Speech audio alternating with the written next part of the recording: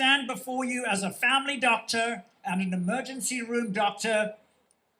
I've spent the last 30 years in the little, mostly First Nations community of Litton in the Fraser Canyon, where it's been my privilege to serve the Nlakatma people for 3 decades, most of my career.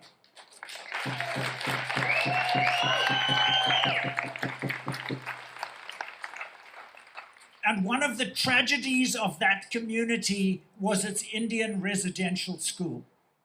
Litton had an Indian residential school for, I think it was about 80 years. Generations of students were taken away from their families and literally by government mandate were put into this institution to literally try to change their identity, to change the language that they would speak, to change their religious beliefs, to change the way they think, to literally try and take the Indian out of the Indian. And it was evil beyond imagination.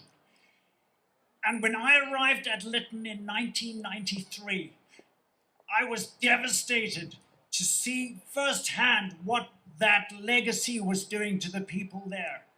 That's a tiny community of literally, I don't know, about catchment area was maybe 1,500 people. I don't know how many it was, but there were so many suicides happening.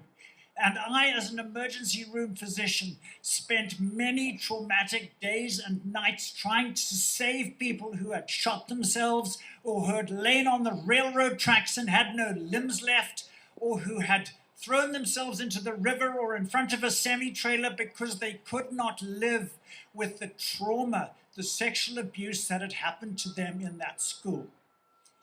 And the government of Canada is indicted in this. They took these children away from the protection of their families and put them in a place where their families had no idea what was happening to them. And those institutions became an absolute magnet for pedophiles because they knew these children were unprotected.